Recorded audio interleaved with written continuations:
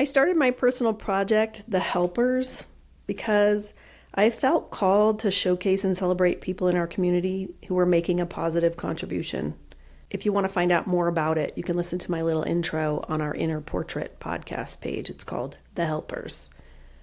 I wanted to feature Katie because not only is she making a huge, beautiful contribution, but her organization does a great job of doing the same thing our Helpers Project aims to do. It highlights people and organizations that are doing good work for others. In 2014, Katie came across this really unique but simple idea. She reached out to a few good friends, and she grew that little spark of inspiration into this highly impactful force for good. Since then, I've been lucky enough to witness firsthand the ripple effects of connection and community that Women Empowering Northern Arizona has manifested. I hope you enjoy my conversation with Katie.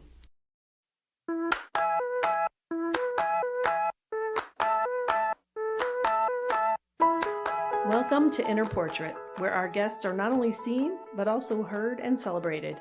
I'm your host, Kristen Dacey EY, and I'm glad you're here. Hi, Katie. Hello. How are you? I'm great. How are you? I'm really good. I'm so happy you're here. So happy to be here. I'm glad I had a good excuse to corral you into the podcast studio today. Yeah, me too. So would you tell our listeners a little bit about yourself? Sure. My name is Katie Woodard. I grew up in North Carolina. I moved to Arizona back in 1995 after college and have a wonderful husband, two really cute young men, boys. Yes. They're 21 and 19. And they are cute. And they live here in Flagstaff, and I love photography. Mm-hmm. I love being outdoors, and I love Flagstaff. Yeah, that's great. I share those last three for sure. Yeah. Okay, random question. What music are you listening to? Pearl Jam is always my favorite Is it really? to. Yes. Nice. That dates me, I know, but no, they're always good. yeah. Yeah. My kids are on board with them finally too. Isn't that the best? Yes. When your kids finally understand that your music is cool. Yes. I feel like I'm just getting to that stage right now. Yeah. Yeah, they're like, there's this band called Radiohead. I'm like, yeah, I've been listening to them for years, you know? Oh, yeah. My kids got really into Radiohead, and I was like, wow, that's awesome. Yeah. But Pearl Jam is good. Yeah. Yeah. I wanted to talk to you today about an amazing thing that you started in Flagstaff, something that we had never had here, to my knowledge. And I'd love to ask, what did you see before you made this decision? What were you observing that you thought was missing in our town? Well, I love the idea of women getting together. I think women getting together can be very powerful. Move mountains. Yes, move mountains. And I'd always wanted to do something. My mom really instilled in me the power of volunteering and nonprofits and helping other people. So just looking around Flagstaff, I just thought, I heard of this idea and I was like, wow, this would go really, really well here. Besides your mom instilling that in you, are there any other things that connected you to this idea of supporting nonprofits, supporting groups that were doing good? Was there other things growing up that inspired that too? Well, I was a Girl Scout. Yeah. So we did a lot. They also kind of, hit that hard is to help other people, Yes. especially anyone that you can help, whether it's someone on the street or a whole nonprofit. So that was kind of my life leading up to this event, to starting this nonprofit. That was something that you were seeing your mom do. That was something you were doing as a Girl Scout. That's just been a value your whole life. Yes. Love it. So where did you get the idea? And we're going to talk about what the idea is in a minute, but where did you find it? Well, I was online, just searching around social media. And like I said, I grew up in North Carolina. And I noticed a friend of mine had joined a group called 100 Women Who Care. Mm. And I was like, ooh, what's this? And this is in my hometown. And they called theirs WIG. And I was like, that's cute. What's this? And I didn't know it was a 100 Women Who Care group. And I was like, WIG sounds fun. And it was Women Inspiring Greensboro, North Carolina. Mm. And I was up skiing with my friend Susan, and we just started chit-chatting, and I was like, I saw this really cool thing. You think we could do this here? I was like, I think we have to do this here. And I had mentioned it to a lot of people, and everyone's like, oh, that sounds good. That's cool. That's neat. But Susan's like, yes. Susan was like let's do it. Yes, let's do it. And then a few other people were like, yes, let's do this. Let's do this.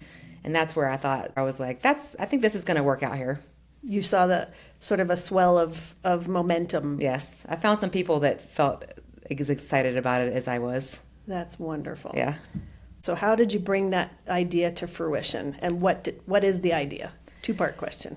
So I didn't even know that 100 Women Who Care it's all over the country. There's hundreds of groups. I didn't even know that was a thing. I just knew about this one group in North Carolina.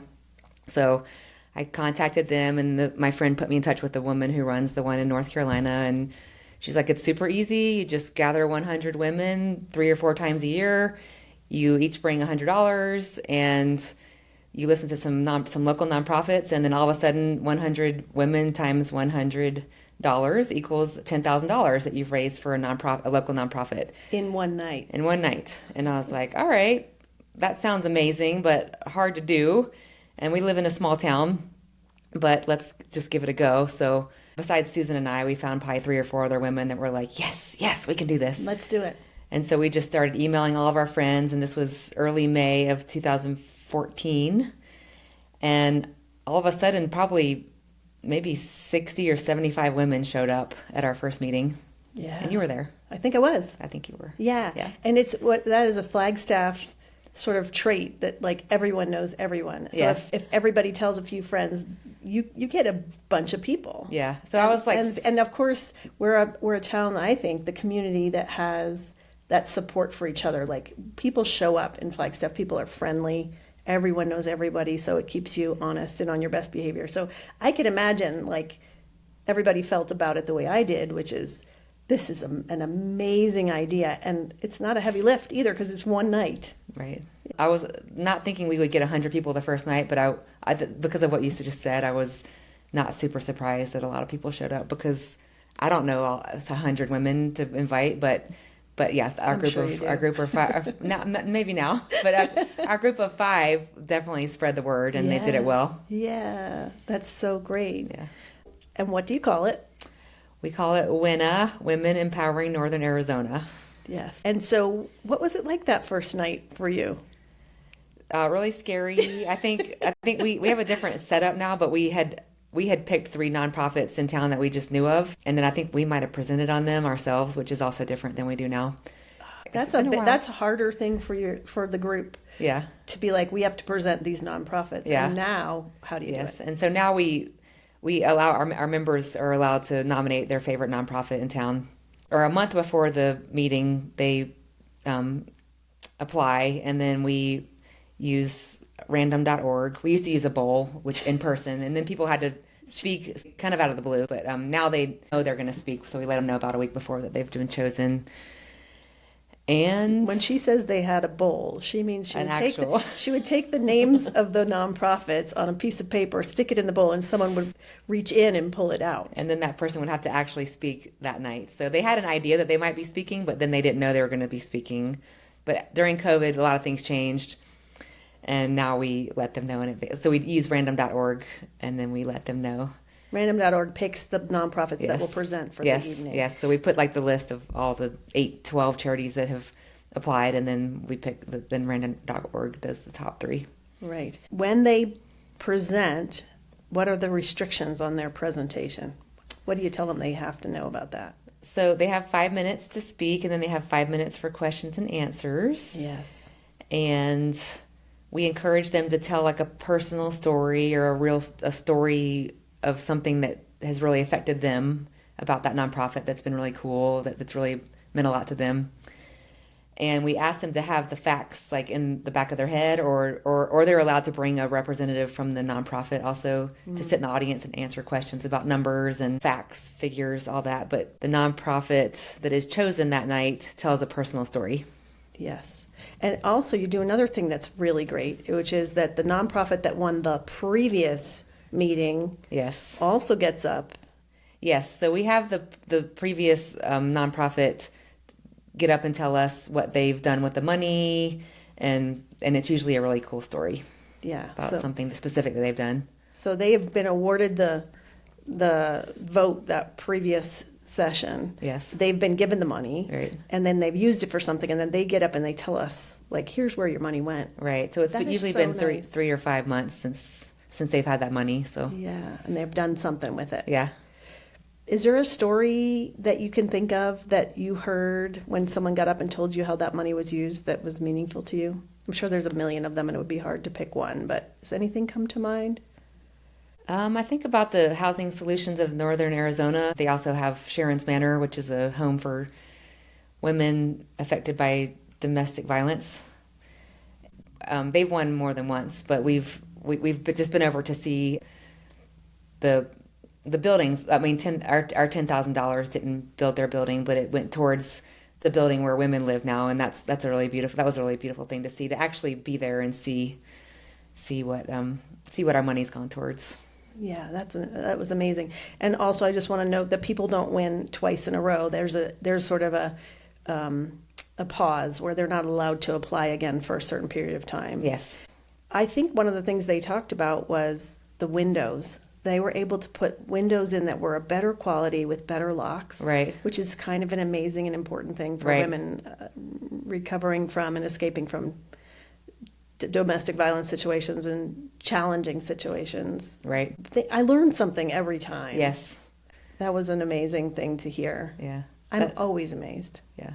That is something that I really love about the whole event is sometimes we'll hear about nonprofits we've never heard of, but often we'll hear about nonprofits we have heard of and we had no idea what they were doing. And then there's just all these women together that are like-minded women, and we're connecting over nonprofits and connecting over anything, and we're learning about new things and we're connecting with each other, and we really love it when people come in person. We also we do offer a Zoom option, but it's really fun when you show up in person. It is really fun when you show up in person. Yeah. I loved it every time.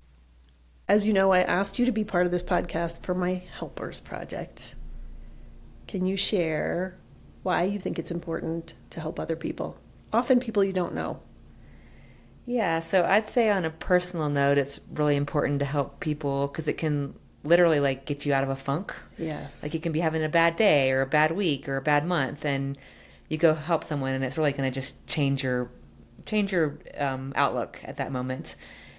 And then on a wider note, it's great you're going to meet people you probably wouldn't have met before. Yeah, connection. Connection. It's you're going to create community. You're going to probably learn about things that you didn't know needed help in the community. Yeah.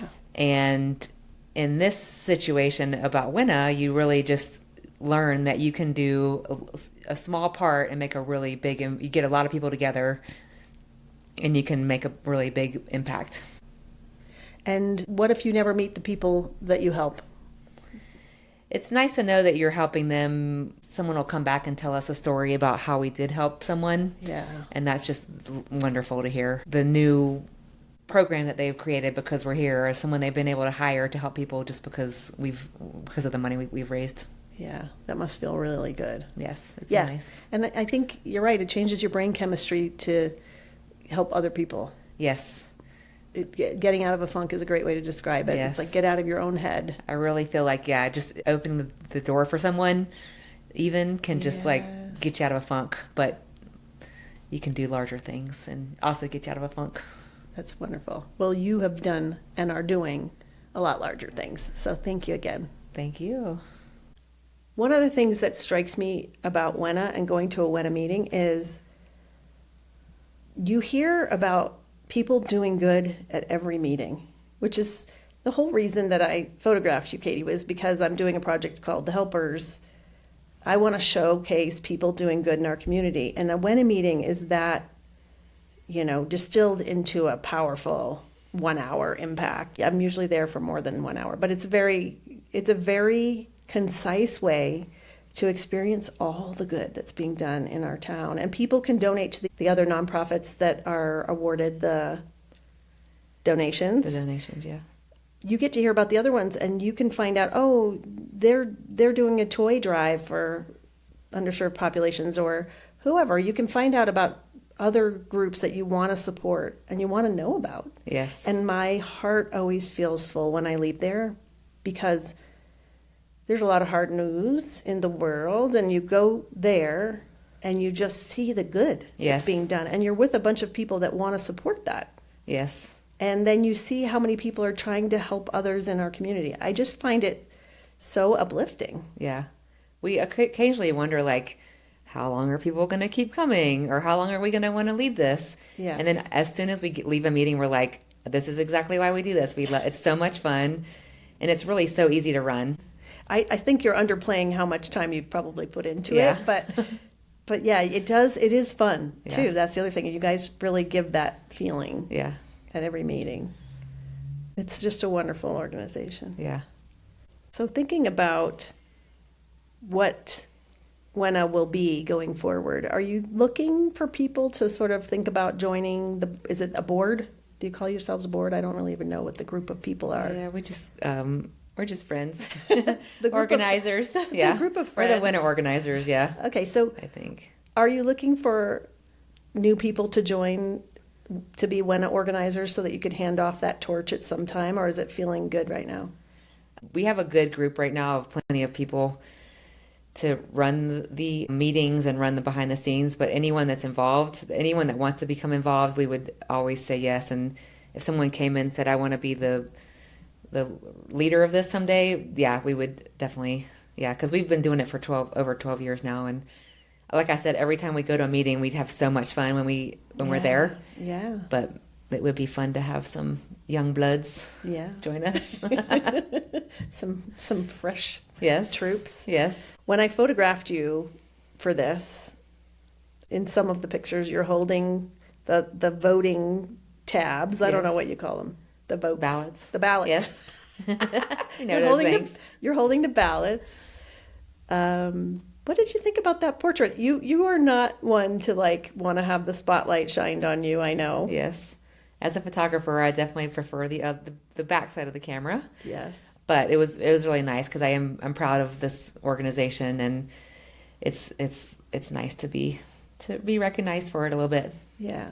And also recognizing it hopefully keeps it going. Yes. It keeps people attending. Yes. It will continue to have that energy and momentum. Yes. I hope. Yes. Because it's wonderful. Yes. We always love that people just keep coming and showing up and always having so much fun. It is, as I said, it's so much fun. Or being so inspired also. I noticed that there's a lot of laughter and a lot of camaraderie and a lot of hugs. I've always hugged so many people there. I also noticed that people come up with some tough questions. They really want to be sure that wherever this money goes, it's going somewhere that is going to be the most benefit. And it's often challenging to choose because every organization that ever has presented seems quite worthy. Mm-hmm. They want to know the numbers. They want to know how will this be spent and how are you generating other revenue. And Mm-hmm. it's like I've noticed that it could be nerve-wracking Yes. to present. You're pitching. Yes. I've never presented for a nonprofit, and I sometimes think I should because I don't like public speaking, but I get up there and do it because I love the whole situation. But I think it'd be really hard. I'm really inspired by the people that get up there and talk. Sometimes the presenter is a member who happens to be a executive director. Sometimes the presenter is a community member that just loves a nonprofit. Yeah. And yes, I should try to present someday, but we'll see. Yeah. It takes bravery. Yes. And I know that about you, that you don't love getting up in front of the crowd, but you do it. And Yes. every time I think, this is another way that you're a helper. You're doing something that's challenging, but you're doing it for the greater good. You've sort of overcome your own hesitation about that because Yes. it's so meaningful. Yes. Yeah. I love that about Yeah. you. I've told That's you. fun. It's I fun. really love that about you. Thank you. So how can we support WENA now? Is there anything that you think it needs, or do you want more people? You're always welcoming more people. We're always welcoming more members. We always encourage anyone to bring a friend. Yes. You don't have to commit to anything at the meeting. You can just come and hang out and check it out and learn. And I wouldn't say we're great at social media, so we're always looking for an enthusiastic social media person. If somebody wanted to volunteer to help you with that. Yeah. Yes, yeah. Yeah. Just more people. We just, the more the merrier. Right. Because the more people there, the more money we can raise, and the more fun we can have, and the more we can all learn as a community.